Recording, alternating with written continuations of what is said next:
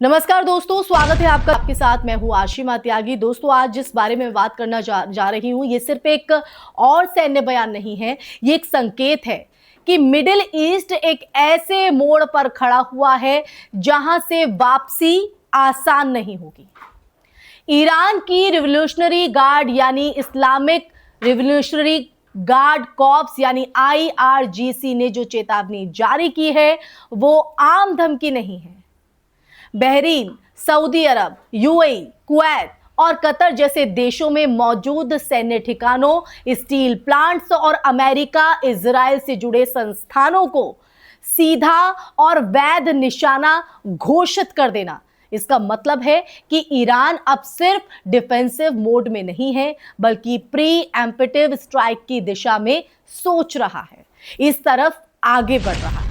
क्योंकि इस पूरे घटनाक्रम को समझने के लिए हमें बैकग्राउंड देखना होगा। बैकग्राउंड, हाल ही में ईरान के न्यूक्लियर इंफ्रास्ट्रक्चर, खास तौर पर हेवी वाटर और येलो केक प्लांट पर हमले की जो खबरें हैं वो आई।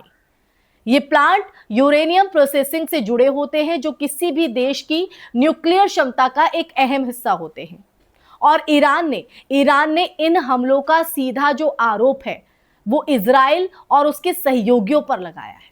अब अगर आप ईरान की रणनीति देखें तो ये सिर्फ बदले की कार्रवाई नहीं है, ये डिटरेंस यानी कि डर पैदा करने की एक रणनीति है। IRGC ने साफ कहा है कि जिन जगहों पर अमेरिका और इजराइल का आर्थिक या सैन्य प्रभाव है वो सभी अब टारगेट हो सकते हैं और इसका सीधा असर खाड़ी देशों पर पड़ेगा, क्योंकि वहां पर अमेरिकी बेस, तेल इंफ्रास्ट्रक्चर और इंटरनेशनल इंडस्ट्री जो है मौजूद है। अब देखिए दोस्तों, यहां पर एक और महत्वपूर्ण बात है। ईरान ने आम लोगों को 4 घंटे के भीतर इलाका खाली करने की चेतावनी दी है और ये दिखाता है कि संभावित हमले ब्लाइंड टेरर नहीं होंगे, बल्कि कैलकुलेटेड स्ट्राइक होंगे, और जहां पहले से चेतावनी देकर नैतिक आधार बनाने की कोशिश की जा रही है। यानी ईरान खुद को एक जिम्मेदार सैन्य शक्ति के रूप में प्रोजेक्ट करना चाहता है, अपने आप को प्रेजेंट करना चाहता है, भले ही कार्रवाई कितनी भी आक्रामक क्यों ना हो। अब देखिए, दूसरी तरफ बेंजामिन नेतन्याहू, इनकी सरकार लगातार ईरान के न्यूक्लियर प्रोग्राम को अपनी सुरक्षा के लिए एक सबसे बड़ा खतरा मानती आई है।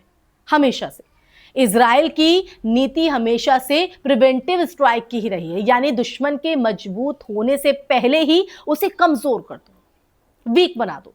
लेकिन इस बार समीकरण बदलते दिख रहे हैं, क्योंकि हर बार कहीं ना कहीं इजराइल अपने मंसूबों में कामयाब हो जाता था, लेकिन इस बार समीकरण बदल रहे हैं। रिपोर्ट्स और दावों की बात करें तो इनके मुताबिक अगर इजराइल एक मिसाइल दागता है तो ईरान उसका जवाब कई गुना ताकत से देगा और दे रहा है। और दोस्तों, ये प्रोपोर्शनल रिस्पॉन्स नहीं है, बल्कि ओवर ब्लेमिंग रिस्पॉन्स है, ताकि सामने वाले को ये साफ संदेश मिले कि हर हमले की जो कीमत है वो कई गुना ज्यादा होगी, कई गुना।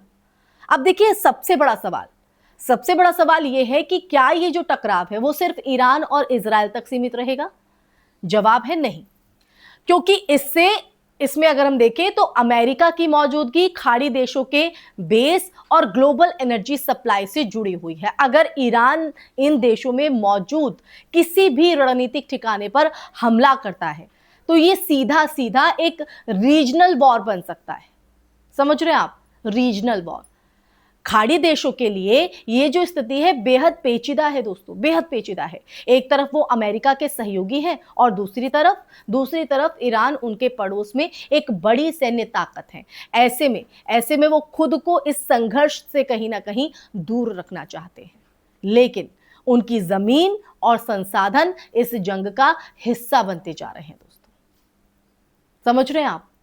इस जंग का हिस्सा बनते जा रहे हैं। अब आपके मन में होगा कैसे? क्योंकि इस पूरे घटनाक्रम में दोस्तों एक और एंगल है, यानी एक और पहलू, वो है मनोवैज्ञानिक युद्ध। जब IRGC सार्वजनिक रूप से चेतावनी जारी करता है तो जो उसका असर है वो सिर्फ टारगेट पर नहीं, बल्कि पूरी दुनिया के निवेशकों, कंपनियों और आम नागरिकों पर पड़ता है। और इससे जो आर्थिक अस्थिरता है, तेल की कीमतों में जो उछाल है, वैश्विक बाजारों में जो घबराहट है, वो पैदा होती है। तो ऐसे में सवाल ये कि क्या ईरान सच में आर या पार की स्थिति में है? संकेत तो यही बताते हैं कि अब वो केवल प्रतिक्रिया नहीं दे रहा है, वो सिर्फ रिएक्शन नहीं दे रहा है, बल्कि खेल के नियम बदलने की कोशिश भी कर रहा है, जो कि बेंजामिन नेतन्याहू अब तक करते आ रहे थे। ये सिर्फ मिसाइलों की लड़ाई नहीं है, ये प्रभाव, ये वर्चस्व, ये डर और भू राजनीतिक संतुलन की भी लड़ाई है, जो बैलेंस कहीं ना कहीं अब तक खोता आ रहा था ईरान के पक्ष में।